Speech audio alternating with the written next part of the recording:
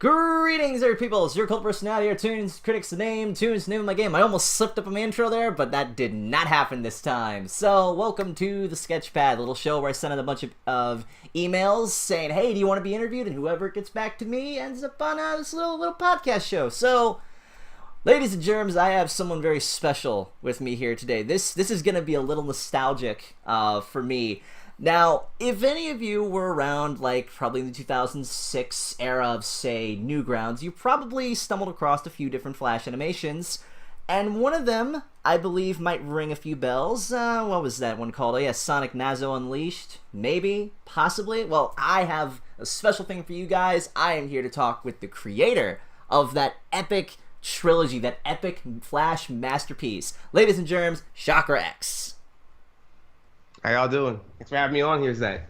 So before we actually get this started, I want to dive into a very small little story. This interview for me is going to probably be, out of all the interviews I've ever done, this one is going to be very special and sentimental to me. So, real quick story.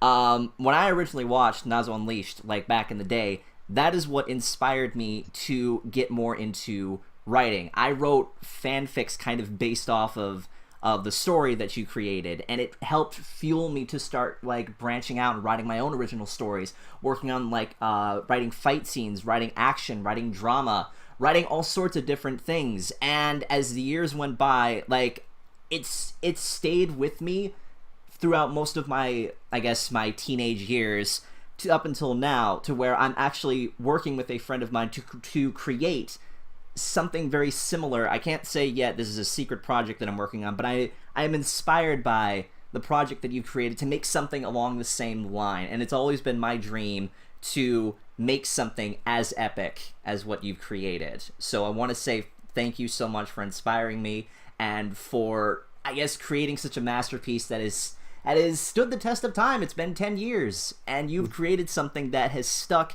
in not just a lot of people who enjoyed like the Sonic series, but also like people who love like the Flash scene back in the day. So I'm gonna stop rambling, because I'm trying not to geek out over this, but this is a huge honor to do this with you. Well, thank you so much, for your kind words, because that you're pretty much like, what you just said is pretty much where I currently feel that way with other artists, but when I was in high school, I felt the same way about, the other big names on Newgrounds. I would watch, at least at the time, Sprite series and other, video game parodies that looked so awesome to do, that seeing so much of that is kind of like what got me into, not just, animating Sonic, but just animation in general. So the fact that I still can hear people say, "Oh, hey, that this inspired me," or I do this now because of you, that means the most to me, because I feel like that's like someone passed that inspiration on to me when I was young, and if I can do that with other people, then that means something's working. That's what really makes me happy. Yeah. I was really happy actually to hear back on this, because I'm just like, yes, this is one of those dream interviews. This is like one of those where I get to like talk with like one of my biggest idols. But I'm gonna keep it chill. I'm gonna keep it professional and whatnot, because I don't want to come across as like this diehard super fanboy who's like, when's the next episode coming out? When's the sequel coming out? Come on, we don't want to wait till 2019. We want it now. I'm not gonna be like that. So I'm gonna avoid talking too much about like the sequel and just focus on you. So cool, let's get this actually started. So what got you into animating, and how long have you been doing it? Whew, man, okay, so I've always liked drawing, period. Like when I was a kid, I would doodle on sketchbooks. I would grab printer paper when I was bored and just like sketch, all kinds of things. Cartoon characters, Sonic, of course.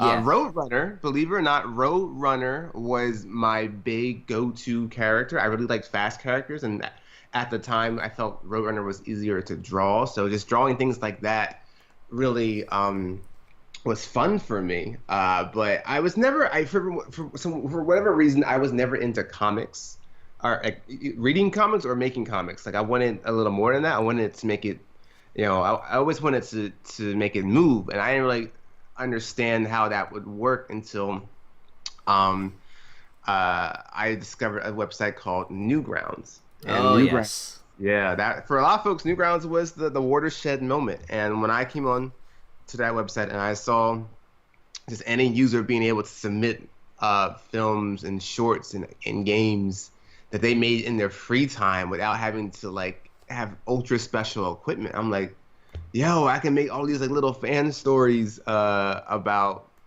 Sonic and stuff. Because at the time I didn't have like a drawing tablet, so like sprites were my only avenue for that. Yeah. So I mean, a being lot able of to people like had to work with sprite sheets back in the day. You saw a lot of them with like some of the Nintendo stuff with like Rise of the Mushroom Kingdom and like a lot of other different shorts, I think.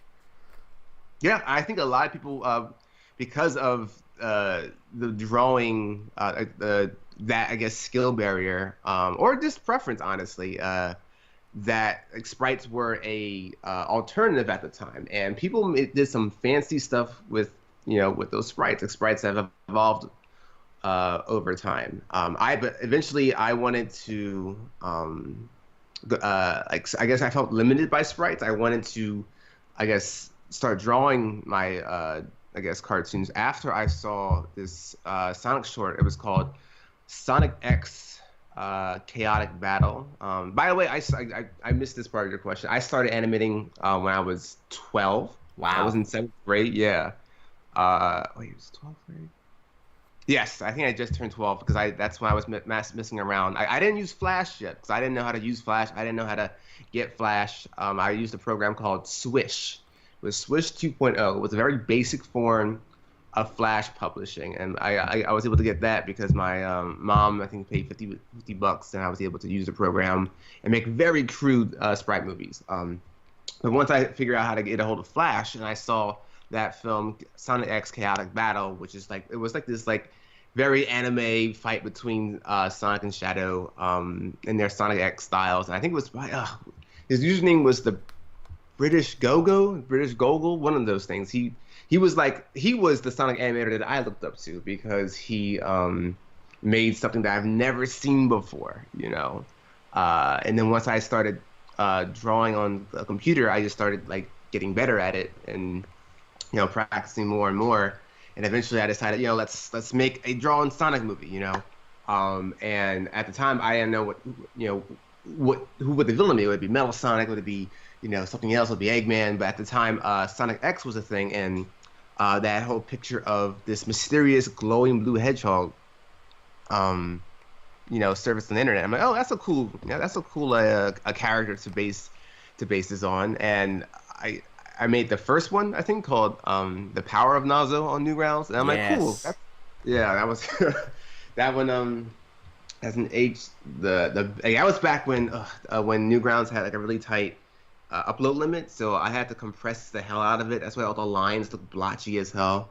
And eventually I was like, okay, let me touch up because I found this archive of voice files of like from the characters in Sonic Heroes and stuff. I'm like, oh, let me add some more voices to the film, and like I'll re-upload it. And then I'm like, well, I don't like this scene. Let me redraw that. Okay, let me expand on this scene. And eventually, all these little edits I was making, I'm like, well, let's just redo the damn thing. That's why if you notice, You have the raw materials. You can just like, you know what? I'm just gonna take this and I'm gonna make my own thing. yeah, that's really what it came down to. And that's why if you notice, if you watched the entire thing, you'll notice the drawing quality takes a huge dip around the middle of Act 2 because that's technically when I started to redo the film. It was weird. I worked from the center, then the beginning, and then the end. That's why Act 2 looks the worst in the middle. Then Act 1 looks a little better, and Act 3 looks relatively better than the other ones. Yeah, and I after that, yeah. I was gonna Sorry. ask, like, what went through your head as you were like making Nazo Unleashed and then later remastering it, like all those years later? Oh man. Okay. So when I finished Nazo Unleashed, I was prepping to go to college, and I'm like, I'm not like I I chose to leave Nazo Unleashed on a cliffhanger in case I or another fan wanted to make what if sequels to that. But for me, I was focused on college and getting better at drawing, getting better at animation, and my own original stuff. So I had no interest whatsoever in going. Like I would never draw Nazo on my free time. I didn't draw Sonic that much on my free time. I was more focused on getting better at humans and like anatomy and what have you. It wasn't until I was out of college. I finished my senior thesis, Eclipse Force, which is going to be my big focus, honestly, after Nazo. After I was graduated, and I got my first animation job. I'm sorry, my first studio animation job at Titmouse Incorporated in New York. Yeah, and that's actually I work there right now. Actually, I've worked there on and off. But when I first worked there, I met people who knew about Nazo Unleashed, and I'm like, oh yeah, I made that, and they're like, what? You did that? Like, yo, that's crazy. Like, and sometimes like they for the time they might have liked it, or maybe they at the time they didn't like it, but it was just impressive that they knew someone, I guess, who made that on Newgrounds. And when I saw all these people who saw it, they jokingly said, yo, you should make a sequel. You should make a sequel. And I'm like, nah, I ain't gonna do that. But I would look up, stuff about Nazo Unleashed, because at the time I thought Nazo Unleashed was very niche. I didn't think it was still super popular, because I had recently uploaded it to YouTube while I was in college, and then eventually it blew up on YouTube. And I would Google just like Nazo Unleashed, and I would see like people would take Sonic figures and like modify them to look like Nazo, to look like Shattuck. Yeah. I would see fan arts. Yeah, and it was. I think one of the biggest things that struck with me, I saw a video by Kobatamani, by Kobe, who he's a Let's player, and he plays a lot of he plays a lot of games, but he plays specifically like a lot of Sonic games, which is why I watch him. And he was playing this Sonic Generations mod that had Nazo replaced with it. So instead of playing as Sonic, he would play as Nazo. And yeah, I remember that. Yeah, like that was. I was like, what? Someone modeled Nazo and Perfect Nazo and put it into this Sonic Generations mod. It was the craziest thing for me. And I'm like, yo, what if I made a sequel? Because the whole reason I left that cliffhanger was in case I wanted to continue that story when I was a better animator. And when I decided to do that, I thought, you know what? I think I can do this. And that's why I put out feelers at first. I made that, I think, a video about my general idea of the sequel, and I posted this poll to see what people wanted and if they were even interested in it. And the yeses were probably off the chart. They're just like, yes, please. Are you crazy? Yeah, I totally underestimated the interest in a sequel. And when I officially launched the teaser got a lot of good feedback. They liked the animation, the voice, they liked the voice actors that I chose, and they were interested, I guess, to see what Eggman had did to Nazo. And like real talk, I enjoy attention, and that's half the reason I got into animation. I like to entertain. I like to show people my work. So being able to see people like get excited for it, seeing other people get hyped for my stuff gets me hyped. Like that's my hype fuel. So that's why I try to share as much as I can with the public, without because I have a Patreon for my animations, and since I'm currently working on Nazo, that's the big focus. So I try to keep things secret enough that's exclusive for them, but at the same time, because this is a long-term project, I try to leak out stuff on Twitter, on Facebook, and every now and then on YouTube. Keep the hype train going. Exactly, right. I want to keep everybody in the dark. I don't want people thinking I'm not working on it, because I literally work on this, every day. It just varies on what kind of how much I work on it. Would it be appropriate to talk about, I guess,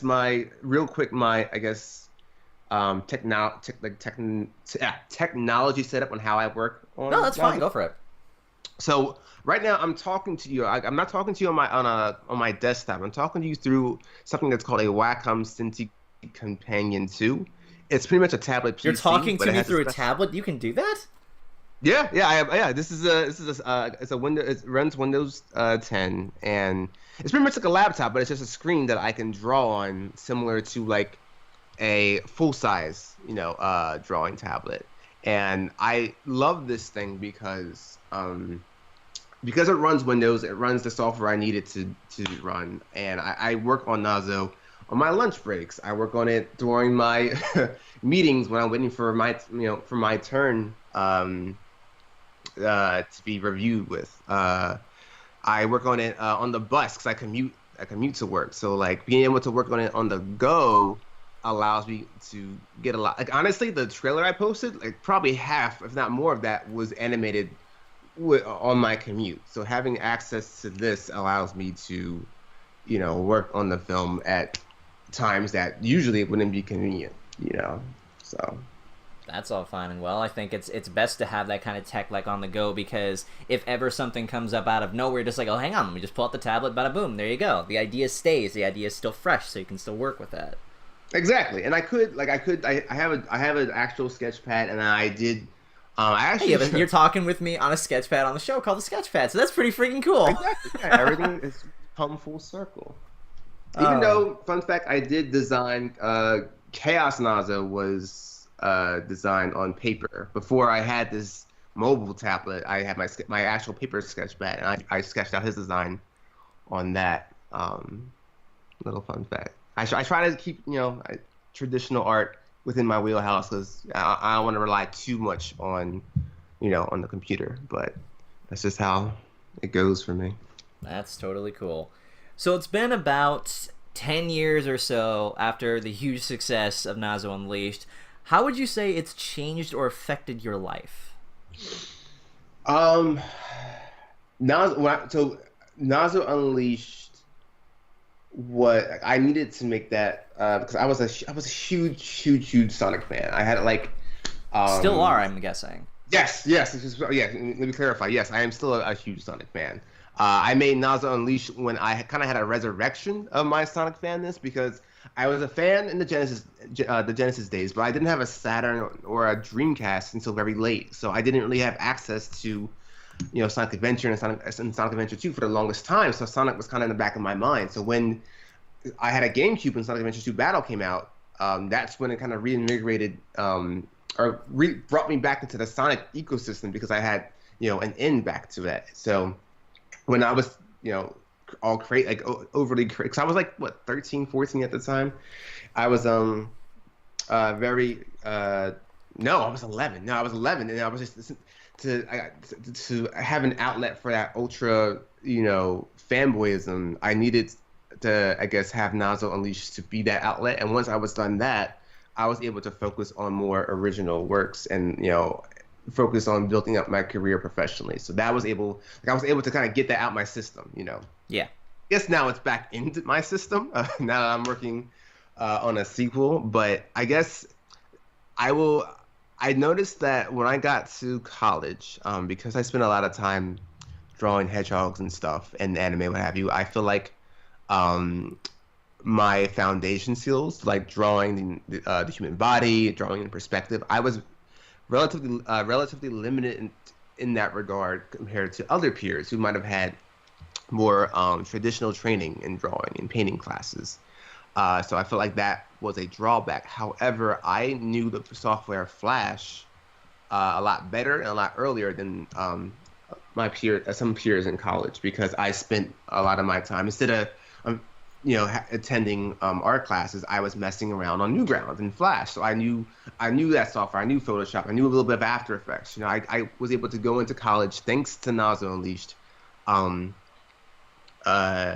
with a stronger understanding of the software. I was able to because I went to the stuttering. Dude, you're fine. Don't worry about it. I stutter too.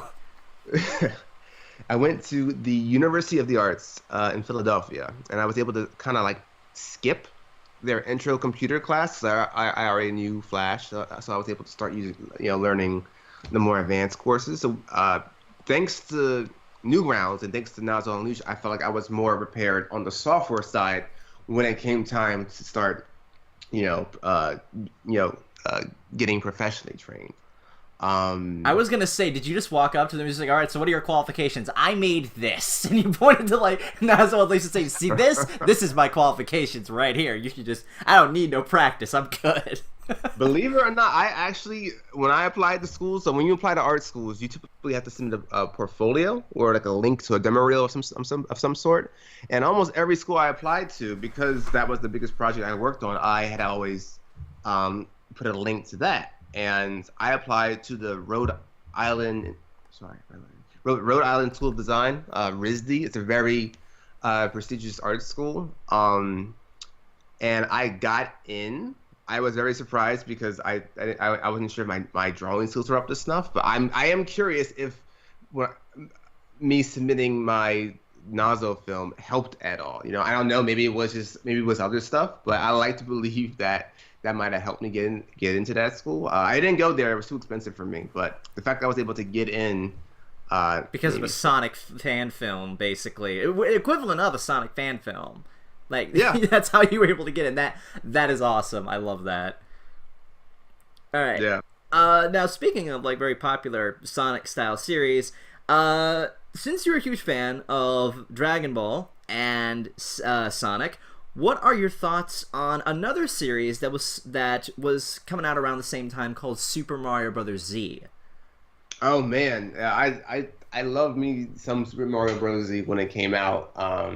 Even the new one that he's working on. I saw his first episode of the new series, and the new remastered episode just blew me away. I'm just like, yes, this is so freaking cool. Like I was very curious because I'm like, oh, he's gonna make it. He's gonna reboot it, and I was very curious how he would go about it. Because sprite films aren't. People still make them, and I'm glad they do because it's a nice entry level. It's a nice artistic outlet for people. But they're not as popular as they used to be. So I'm like, okay, how is he gonna outdo that? And I feel like both times, both in the original and both in the new one, he has a very stylized way of using sprites. He makes camera angles work as much as he can, given that he's working with pixels all the time. And when it came out, I think it came out, like you said, either around the same time or a little after. Yeah. And roughly around the same time. Yeah, and I remember like seeing it, and I'm like, oh, this is really, really dope. Like he sunk his fights to music, and like it had such good timing in terms of action, and I would always look forward to it because that's I even though I didn't make sprite movies, I still enjoyed them, Yeah. And seeing what he makes now, they're very entertaining. Like I want to see more. I saw a lot of different sprite films try to recapture the Dragon Ball Z style choreography and the fighting and the sound effects. So when I saw like both in Nazo Unleashed and Super Mario Bros. Z, they were kind of trying to do the same thing, and I'm thinking this is really popular right around now. I'm sensing a trend, and that's still really cool because I see some of that today. And I'm not even the biggest fan of Dragon Ball, but it's something that like us fans can appreciate. It's kind of trended off of that, and we're pretty excited, I think, to see how well that's going to be incorporated in Wrath of Nazo. Yeah. So, what I want to say, the mid 2000s, I guess. Almost everybody. It was two things on Newgrounds or on the internet in general in terms of like fight styles. Either it was Dragon Ball Z, where people were like powering up or using Dragon Ball Z sound effects or shooting energy beams, and if it wasn't that, it was Matrix style. Where everybody was in slow motion or like bullet time and like multiple guns and stuff like that. Those were the two like styles everybody went for. Do you remember Super Mario Brothers Reloaded? Like the fight that they recreated the fight from like Matrix Reloaded, but with Mario and Luigi. Like that was one of the most popular ones, I think, at the time. Yes. Oh wow, you're reaching back because it was Mario fighting a lot of Luigis. I think. Yes, that one. Yeah.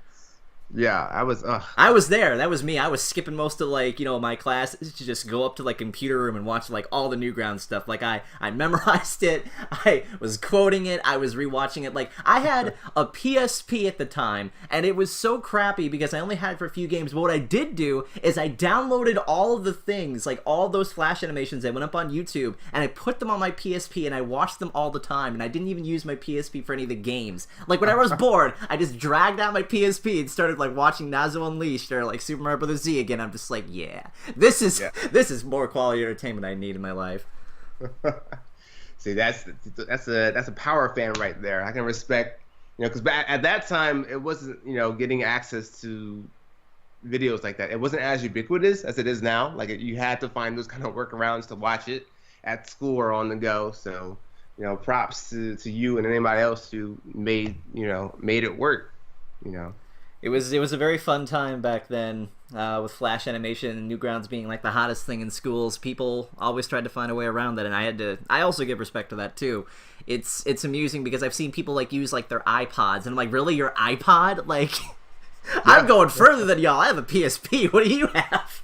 Like, yeah.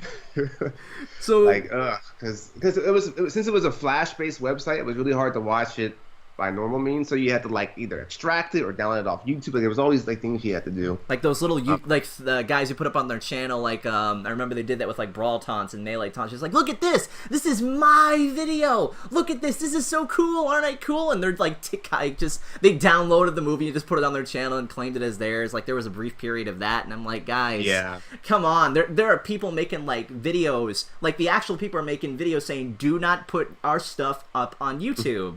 Like it kills like the viewer base and stuff.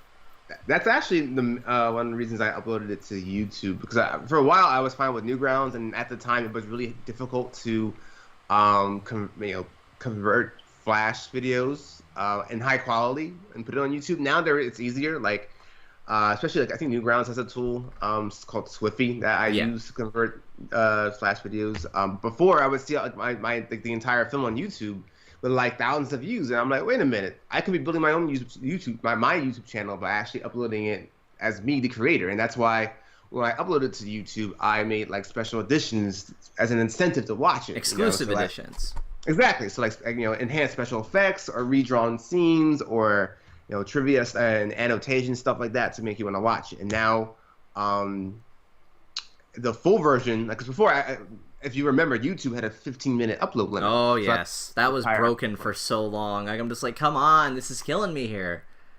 Like, it was ridiculous. Like, I had to upload part 3 in 2 parts, because part 3 was over 15 minutes. But then once they got rid of that requirement, I uploaded it as an entire film called Nazo Unleashed DX. That's the one that's on there right now. And I think it's sitting at like 24 million views. Yep. Which is crazy. Like, I never would have thought it would have still remained popular, you know, because I've grown so much since then. I thought people don't want to watch this, like, you know, Sonic's hands all drawn weird and their voices are used from game clips, but it's still. Oh, heaven forbid you change the eye color. Oh, you're gonna have so many people mad at you. Yeah, be ready for some artistic changes in Wrath of Nazo. Absolutely. That's actually a really nice segue. What are your thoughts on the Sonic community as it's evolved? Do you think it's changed for the better or for the worse? I think it's changed for the better. Mostly thanks to social media. Before the Sonic community was limited to messaging boards. Like I would bounce, you know, from various messaging boards and websites. So you had what was it back then? You had SonicAnime.net, and then you had Sonic Retro, which is still Sonic Retro. I remember that. So like before, you were limited to just using forums, but now with like Twitter, and Facebook, and YouTube, it's a lot more open-ended. So you see it a lot more people, a lot more interactive. You see a lot more people, and you see a lot more different opinions. You know, for better or for worse.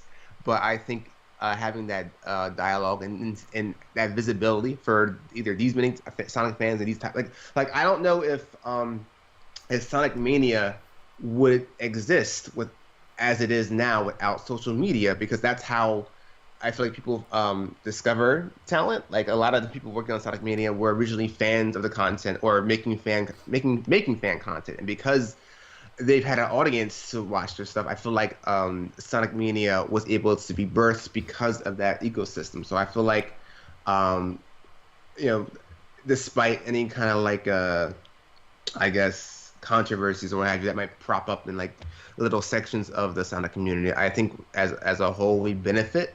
You know, Aaron Weber is doing a kick-ass job on the Sonic Twitter account. Oh, yeah. And I feel like he does such a good job in bringing together the Sonic community to get hype for upcoming releases and products and like other things that Sega has, you know, in store for. So you have all these like different facets of, because the Sonic community is very, in my opinion, very fragmented. You have people who got into the fandom from the Adventure days. You have people who are stone cold classic fans. You have people Genesis fans.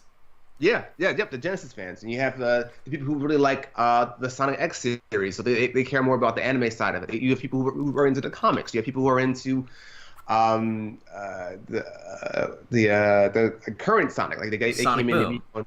Yeah, exactly. Yeah, like, so it's like you have all these different faces of the community, and it's like, how do you please all that? That's the I would argue that's the crisis that Sonic Forces faces, because there's so many facets to please. So then, now that we all have this common forum, I feel like we get to understand each other a little better, get exposed to different types of ideas and different works from fans. Like for a while, I always thought Nazo Unleashed was not popular in the Sonic community because it was like a lot of people thought it was too Dragon Ball. It was too Dragon Ball Z. It was too Goku and not as much Sonic as it should be, and that's why I was surprised for it to be popular. But having access to social media, and I can see how many people actually do enjoy it. And I'm sure there's tons of people who just don't like it. I'm sure there's gonna be tons of people who don't like Wrath of Naza because it's just not their cup of tea. It's not how they see Sonic, and that's totally fine. But having this visibility for those kind of fans, I think, has made the Sonic community evolve for the better. Like, real talk. Yeah, I think that's really cool because I think the Sonic fan base has gotten better as well. I think the Sonic as a whole, as a medium in pop culture, has now transcended above just memes and now into just a whole other plane of existence. Like, I saw the recent clip that they had on Sonic Boom where Knuckles went into like this really deep like feminist speech. Yeah. And he claimed that he was a feminist, and the internet just went crazy over it. I'm like, okay, you know what? I think Sonic has just reached that point where it has become so self-aware and so meta that it's gone out of control, and now everyone loves it because it's aware of how crappy it is now, in a sense. But not to say that, like, I don't think it's crappy. I think it's gotten better over the years. But it's like, it's addressing all of the missteps that they went through. And I think that's fun. Because my philosophy is, if you make fun of yourself, no one else can. So, in a way, I think that's how, like, this, like, the official Sonic people are just like, haha, we've beaten this. You can't make fun of us because we're making fun of ourselves. So you we beat you to it. And that's interesting, I think, because even as the Sonic community has grown, they still have a good sense of what is good quality entertainment, and I cannot wait to see how they're going to do that in Sonic Forces.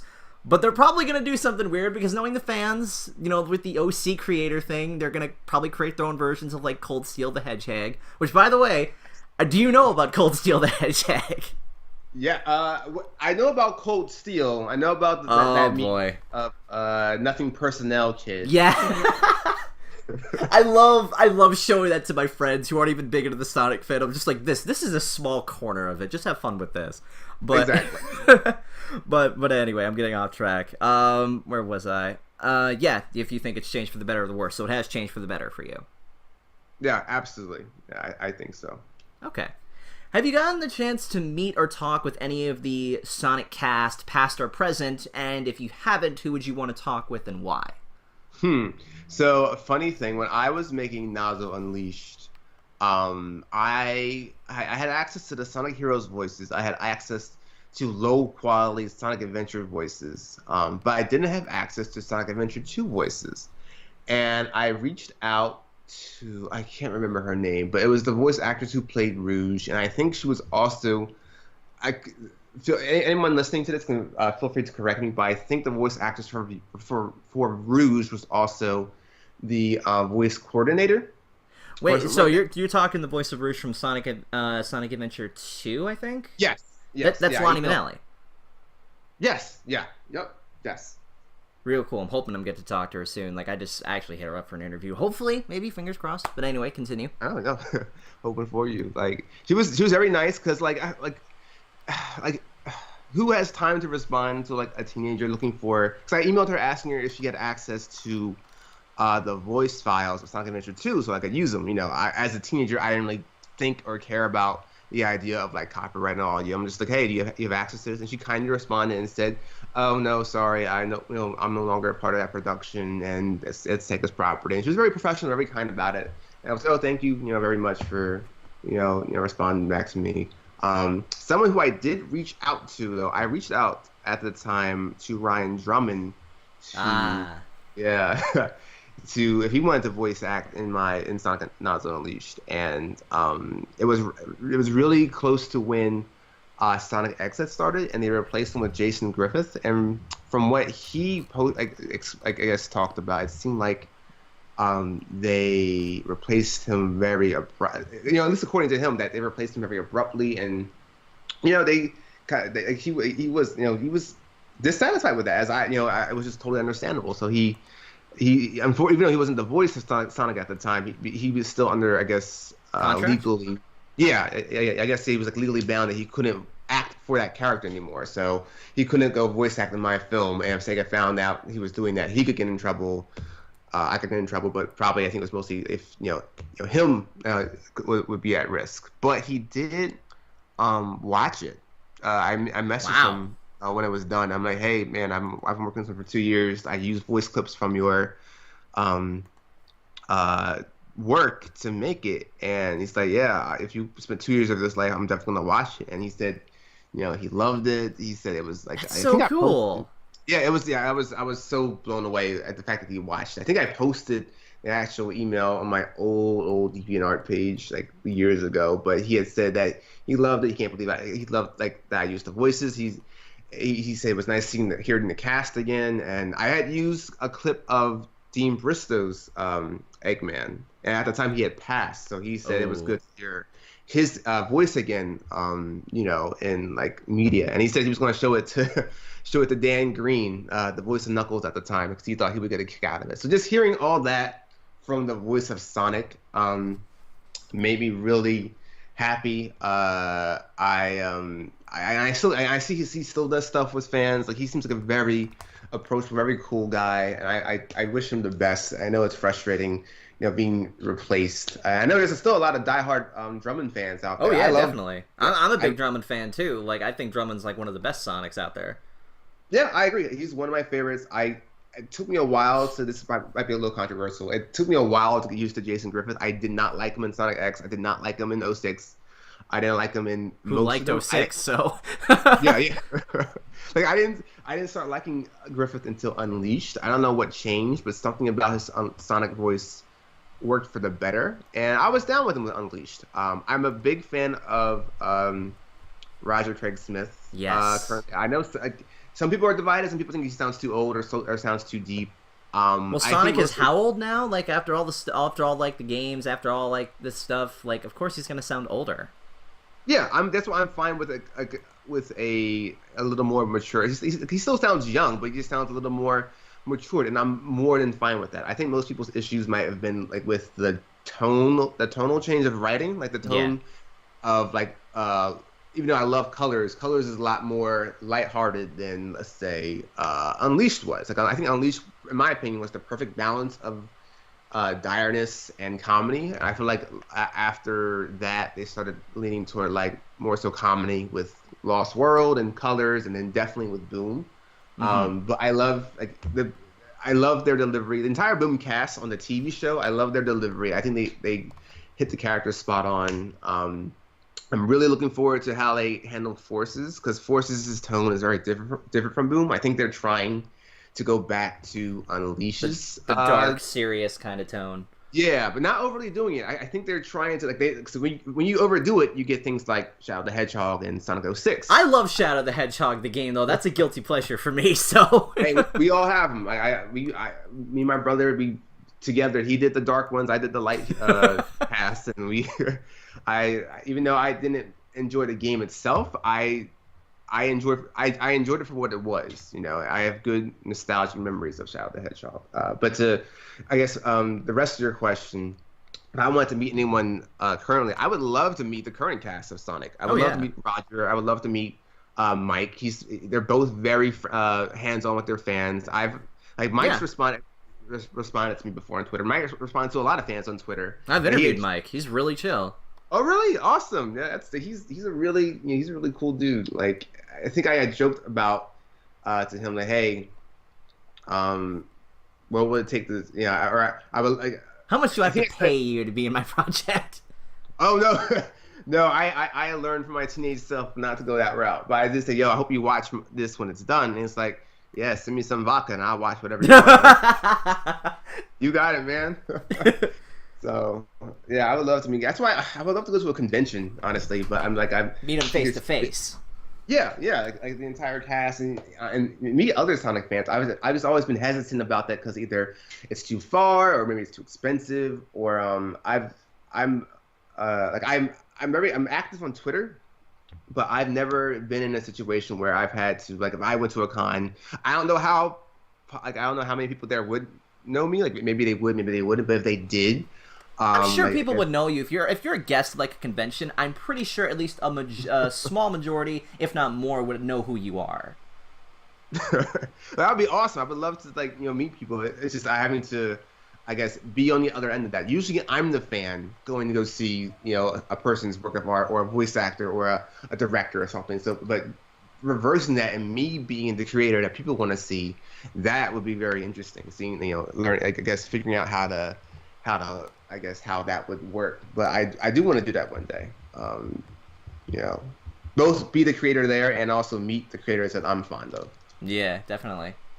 So going back to animating, what motivates you to keep animating, and do you have any inspirations or anything that sticks out to you that helps motivate you?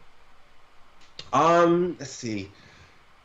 I animate. I'm the happiest when I'm doing art-based jobs and getting paid for. Like when my career is art-based, I'm happier that way versus like I worked retail for a while, and that was that was fun, probably. Yeah, like everybody's like a lot of people gotta do it, and I still have friends who do retail who do an awesome job at it, and I don't knock it. It's just it's not for me. I'm a lot more capable and a lot more competent when I'm working in animation or in the art field in general. So that's my happiness is that alone, like comfort that influences me to keep on animating.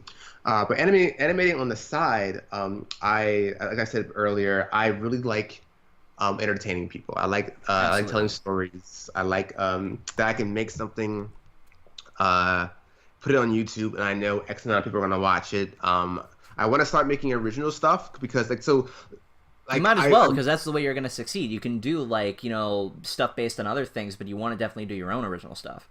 Exactly, and I had mentioned this in a video that I uploaded. Like people who are making fan art and stuff keep on doing it. It's the internet is super.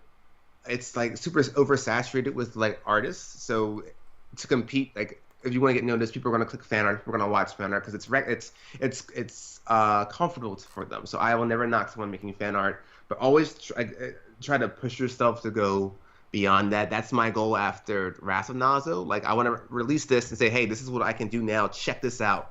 All these followers, come watch me, come watch my channel, and then I will have an audience to show off my original stuff, which will be it could be shorts, it could be a sequel to my senior thesis about my my superhero team, like having an audience for my work, knowing people are going to comment on it, good or bad, just knowing that someone is watching my stuff and entertaining them is what keeps me going. Because animation is a lot of work, Zach. It's very I can imagine. tedious. Trust me. I have a lot of animator friends. Trust me. I know.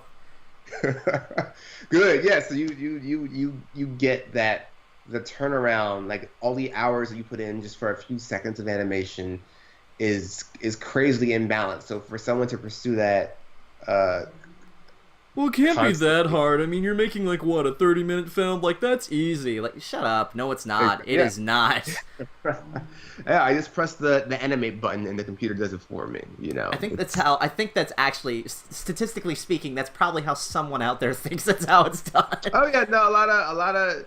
I like to think they're mostly young people who think that, but no, I have met adults who just undervalue or underestimate the amount of labor it takes to make the content that you love, Yeah, and I think for those people, I don't think they understand, because I think some people think out there, animating's not a real job. It kind of is. If you're getting paid for it, if you're making something, then yeah, that's by definition, that is a job. So Yeah, like if you're trying to binge watch Rick and Morty on what, on Hulu? I think it's on Hulu.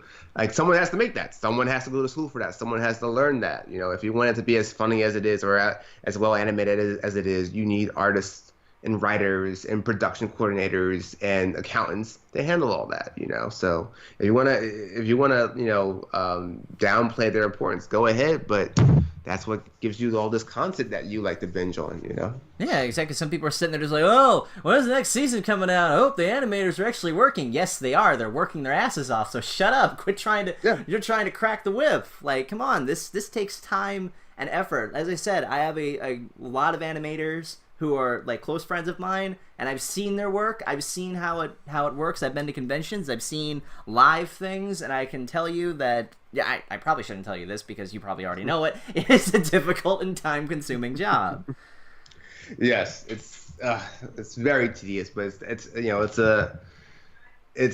a labor of passion. Labor of passion, is that the phrase? It's pretty much like you have to be very passionate in what you do to continuously, do animation. And I know people who are much more passionate than me who are kicking ass in the industry just because they're willing to put in the work, put in the hours, put in the frustration to make great things, and I respect them for that. What do you do, like, on your downtime? Like, I'm guessing you probably do a lot of chill stuff. I believe, actually, you messaged me when we were actually setting this up. You mentioned, I believe, that you have, how do I word this correctly? You are, I believe, married? Yes. I have been married for 2 years. Like, I married in 2015. Oh, congrats. No, thank you. Yeah. And so, like, I on my downtime, I'm either, if I'm not at work, I'm usually spending time with my wife. Okay, good. You're not a workaholic. Good. Yes, no, sometimes I wish I was. I would get more done, but I'm the opposite of a workaholic. I enjoy my free time, Zach. I enjoy, like when I say I'm busy, and I might not be able to work on Nazo, I include relaxing. So like I'm a really big video game person. So yeah, if I need to chill and take a break from work, from errands and stuff like that, I work 9 to 10 hour days, sometimes longer. My commute's like an hour, so I want to relax and play video games. But if I'm not playing video games, I might be sketching on my own, like non-Sonic stuff. Like a lot of times, I'll post. I post a lot of pinups on my Twitter, and my Tumblr. I like to draw, the figure. I like to draw, characters that I've seen in games and TV shows that I like. And I wish I was more physically active. Like I enjoy swimming. I enjoy pool and what have you. But I don't get to do it as often as I like. I'm trying to be a little more active. Work out more and run and what have you. But God, between drawing and video games, it makes it so damn hard. Trying to think I'm actually a big fan of I don't know if this is necessarily downtime and just like hobbies, but I really like astronomy. I'm sorry, cosmology. I'm really into like space stuff. Oh, nice. So like if I'm like not drawing, I love like if there's if we're sending a new satellite to orbit Saturn or study the sun, I send me that article. Like I want to read about it because I love that stuff. I love anything that has to do with like space and space, like celestial objects and all that. Like that's like my original work, Eclipse Force. Like that's one of the founding, I guess, concepts of it. So I try to, that's something that I'm really, I guess, into when I'm not, focusing on artistic endeavors and stuff like that. Yeah. I like billiards too. I wish I had a pool table, but unfortunately my apartment would not fit that in at all. Oh, it probably could. You just gotta play Tetris with some of your furniture. You could probably make it work at some point. Yeah, it's just I'll worry about the consequences later. As long as I get to have my pool table, that's all I really care about. So you mentioned video games. Out of curiousness, what is your favorite Sonic game? Can I curse on this? Yeah, go ahead. I was gonna say shit. This is because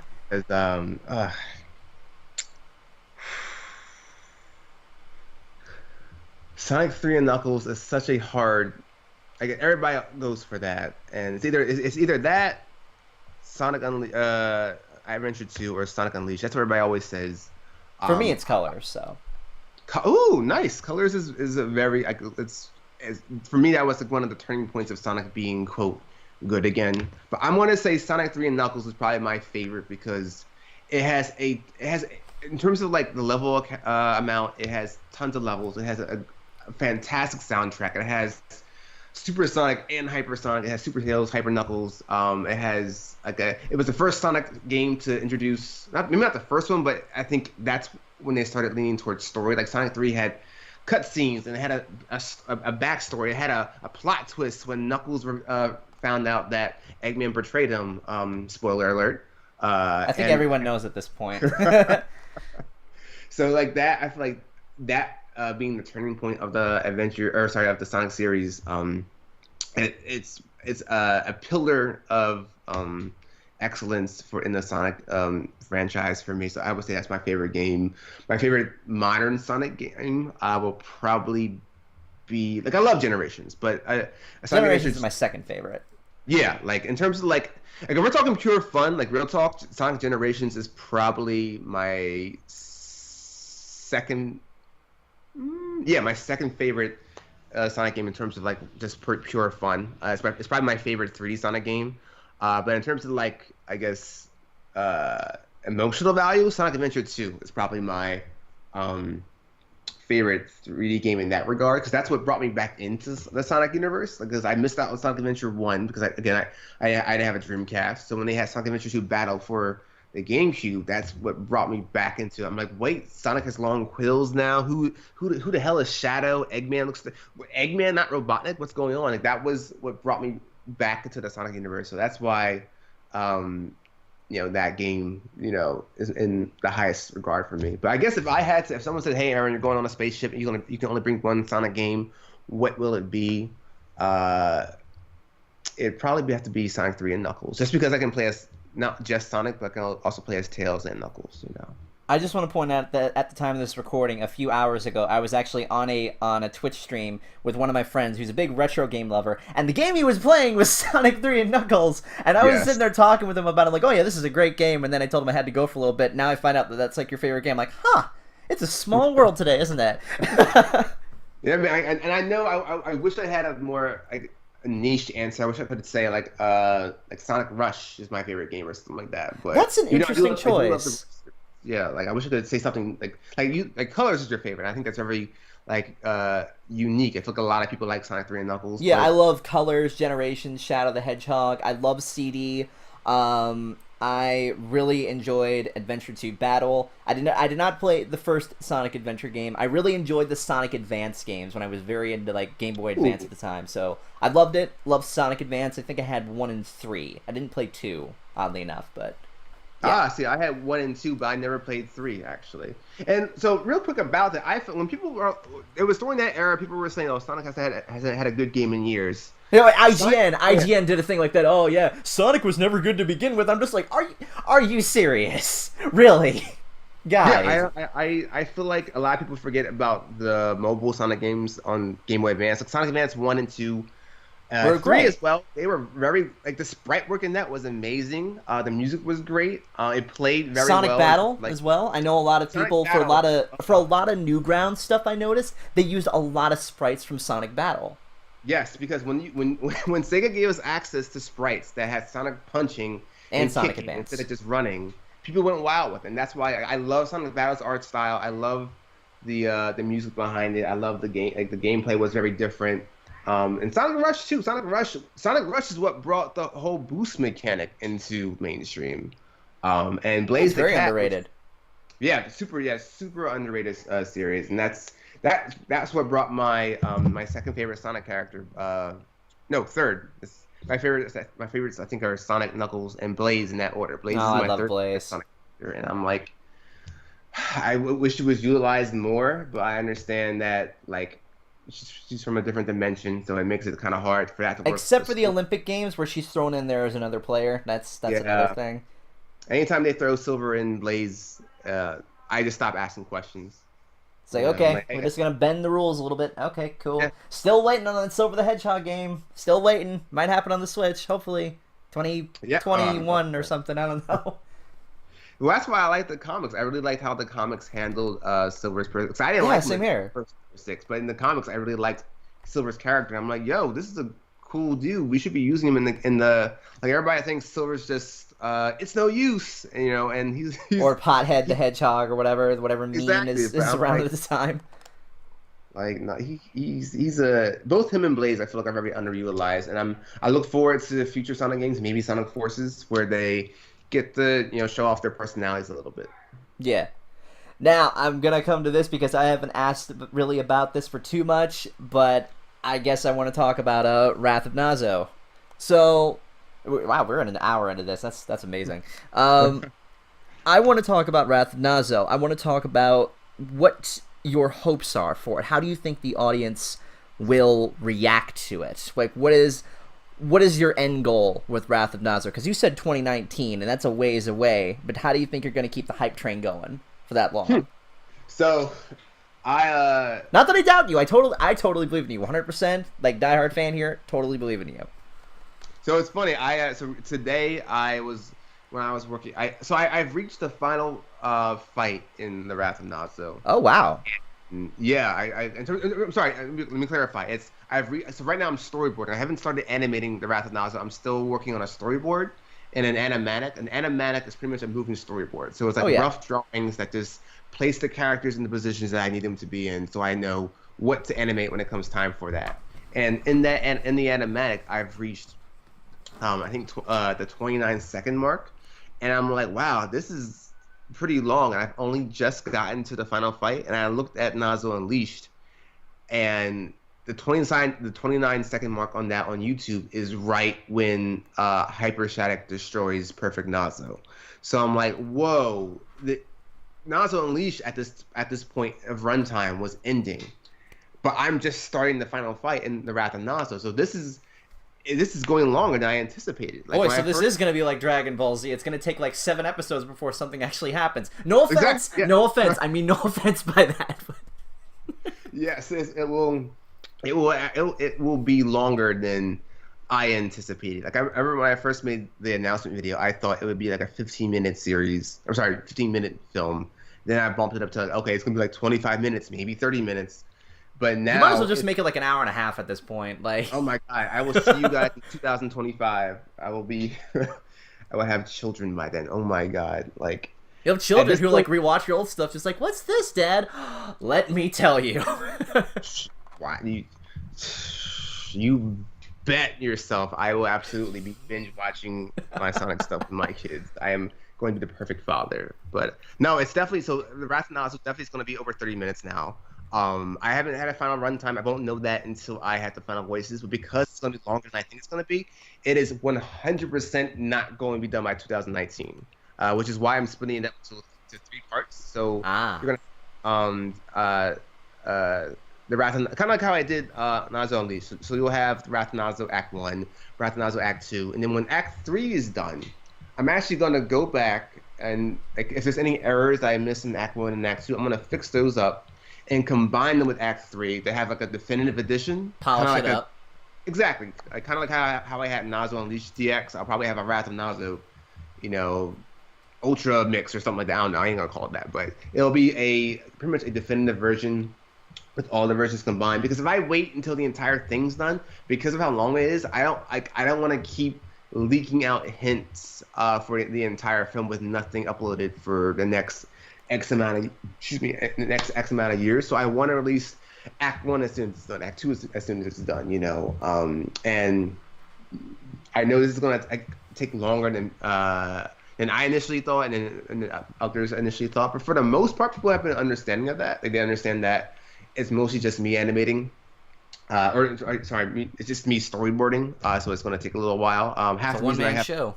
Exactly, yeah, and I have the Patreon so I can afford to bring on, like, I have friends who can do backgrounds and like assistant animation and stuff like that, but it's a lot of work, so I want to pay them. The voice actors I have, I shoot them some funds because like they're helping me make this film great, and that's their time. So I want to, I want to show thanks when I can, and when it's out. Like when you ask me how I think people will feel about this, this is going to sound cocky as hell, but I think I think if you enjoyed Nazo Unleashed at all, you're going to love The Wrath of Nazo. The fight scenes are more intricate. There's more fighting. There's more advanced. Again, this is what was it? It's been over 10 years. I've had all that time to improve. Like, not The Wrath of Nazo objectively, because of that, it's going to be better than Nazo Unleashed. The only I guess issue people might have is people were big fans of Hyperstatic. Oh yeah. Sonic and Shadow fusing to defeat Nazo. It was very Dragon Ball Z. Like it was very, it was like a lot of people. Like, I did not invent Static. A lot of people had these like fan ideas of like Sonic and Shadow fusing. I was just the one to first bring it to the mainstream. So it's not your creation, but you were a trend center, I guess, with that. Exactly. Yeah, I did not make the idea of Static. I just used it in my film, and my film happened to get popular, so mine was the mainstream image of the idea of Shattuck, like of Sonic and Shadow fusing. But I am not using him this time around. For plot-related reasons, he cannot be accessed. So I feel like people who will watch this and be like, oh, hey, the final fight was cool, but there was no Shattuck. So I kind of like Nazo Unleashed better now. I expect that response from some people. But outside of that, I think Wrath of Nazo is going to blow people away with what I have. I really love what I'm making. Again, I'm not gonna say it's not gonna be the perfect film because it's a side project. It's not a paid professional production. So you're gonna know that this wasn't professionally made. But I want to try to make it look as professional as possible. And I feel like the trailer I made had a good reception, but I already look at that, which is only like a year ago, and I look at that and I'm like, oh wow, I see places where I can improve at, where I've already improved upon. So I feel like that once it's done, especially Act 2. Act 2 has a lot of fan servicey parts in it. Oh boy. So I think Act 2 is gonna get some people out. Like I'm a fan. Again, how I say I like to entertain people. I watch people's reaction videos of my Sonic stuff to see how how they react to certain scenes and stuff, and I'm looking forward to watching them once Acts 1, 2, and 3, etc. come out. Oh, it's always fun watching reactors because you can kind of get to react along with them. It's more like, I guess it's like a second opinion, a second-hand experience to it, which is really interesting. Exactly, and especially when it's your stuff that they're reacting to, you can see, like, okay, this is how I felt about this scene. How did this person react to that? And seeing what clicks for them is it's very entertaining. So I think, and also, so I had a lot of criticism about the Dragon Ball Z-ness of Nazo Unleashed. I think the people who were bothered by that, they will still be bothered about that at certain points in the film, because like Shadow, for instance, I have him, shooting energy beams and stuff because he can do that in the game. So I'm stylizing that. But Sonic, I'm toning down his Dragon Ball Z-ness and focusing more on his speed. So I think people who if they're gonna watch a Sonic fan film and they look toward that more so, I think they'll get a kick out of this more than they did with Wrath of Nazo, where it was very Dragon Ball Z. Like I'm not using any Dragon Ball Z sound effects in this. Ooh. They're all like different I guess sound effects that I've grabbed from different resources, but I didn't want that Dragon Ball Z. It's still gonna look DBZ because you're gonna see super powered hedgehogs fighting, but you won't hear the Kamehameha sound or the ground crashing sound effects that you'll hear in a Dragon Ball Z episode. So I think if people had issues with that, I've alleviated some of that in the Wrath of Nazo. Yeah. I guess to finish it off with one last question, what advice do you have for animators or content creators? Well, specifically with animators, if you're trying to get into cartoon animation, draw a lot. Keep getting better at drawing. You can never be too good at drawing, or else you'll be playing catch up like me when I was in college. Draw from life. I know you want to draw Sonic, or I know you want to draw your character from your TV show, and that's fine. It's being able to adapt other styles outside of your own is very important. Oh yeah. In the animation world, but definitely try to draw from life, draw realistically, because you need to be able to draw things that you're not comfortable with. Like maybe you can draw, I guess, Goku really well, but maybe you can only draw him really well from that one angle. What if I asked you to draw him from a top-down angle? You're like, oh, I don't know how to do that. Like if you want to get a job, or if you better learn how to do it. Exactly. Yeah, you need to get out of your comfort zone, and those were the challenges that I faced in college. Have patience. Like art requires so much patience. If you're the kind of person who gets frustrated really easily and doesn't have the time or the luxury to devote time and patience to honing your craft, it might not be for you, because you're gonna make a lot of shitty stuff. You're gonna make stuff that doesn't look as good as you liked it. You're gonna see stuff online that looks a lot better than yours. You're gonna compare yourself to other people.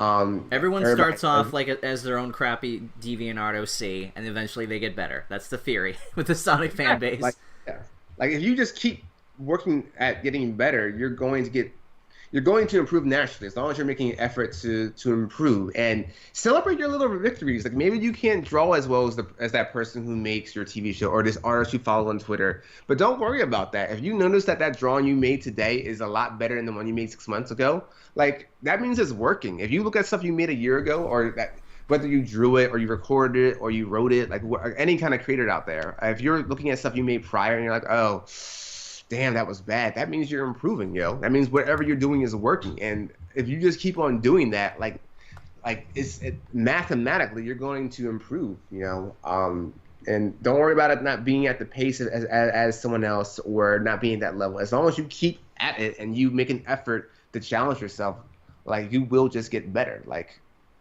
that's just how it works, And sometimes it's people aren't in the position to pursue that because they have other things going on in their life that prevents them from getting better at that. But if you're really into it, you just need a lot of passion, a lot of patience, and a lot of humility, and you'll be able to, improve. All right. I think that's a good place to end this. So before we head off, is there anything you really quickly want to plug? Like shameless self-promotion. Now is the time to do it. Well, if you want to find out more about the Wrath of Nazo, or other stuff that I'm working on the every now and then that is not Sonic related, feel free to follow me on Twitter at Chakra-X Cartoons. You can subscribe to me on YouTube as well. If you're really into the Wrath of Nazo and you want to see some behind the scenes work of the film, on my Patreon I share special screenshots of my work process, speed draws, and brief walkthroughs of my creative process, and sneak peeks of scenes I'm working on and how I'm developing them. If you're into that, stop by my Patreon, give it a look, see if you're interested into it. It's totally not required. If you can support the film without supporting me monetarily. It's like someone retweeting a test I did on Twitter means the world to me. So just giving a shout out for my work goes miles for me, is what I'm saying. I think that's fair, dude, because when it comes to your content, it is definitely something that I think all Sonic fans, whether past or present, should definitely be proud to have as a part of this awesome little community. The good parts, but at least not the DeviantArt side. Let's steer away from there. Let's steer away and focus on the good stuff. So, if you've made it this far in the video, go ahead and put down in the comments what your thoughts are on not Wrath of Nazo. You haven't even seen it yet. On Nazo Unleashed, if you've seen it. What are your thoughts? Still one of my favorite fan films of all time, and I hoped that Wrath of Nazo is just as epic, if not more, than that when it eventually does come out. And, of course, thank you so much, my dude, for sitting down for this awesome interview. We went over an hour, but I felt like this is, like I said, it's a dream interview. This is like a very nostalgic, my teenagehood, not my childhood, my teenagehood, getting to have this great conversation with you. No, I appreciate it. I appreciate it, Zach. You know, there's a lot of people out there you could be interviewing, so I appreciate that you asked me to come on onto your show and talk about, you know, what I do. And it was a lot of fun. Sorry That's for going if I went over. Nah, you're good. You're good, dude. Don't worry about it. So, I think that'll wrap things up very nicely. As you said, go ahead and check out his stuff if you haven't. Nazo Unleashed is one of the best things out there. And with that being said, I am ToonKritic, keeping you totally tuned for your entertainment. Thank you for watching, and stay awesome.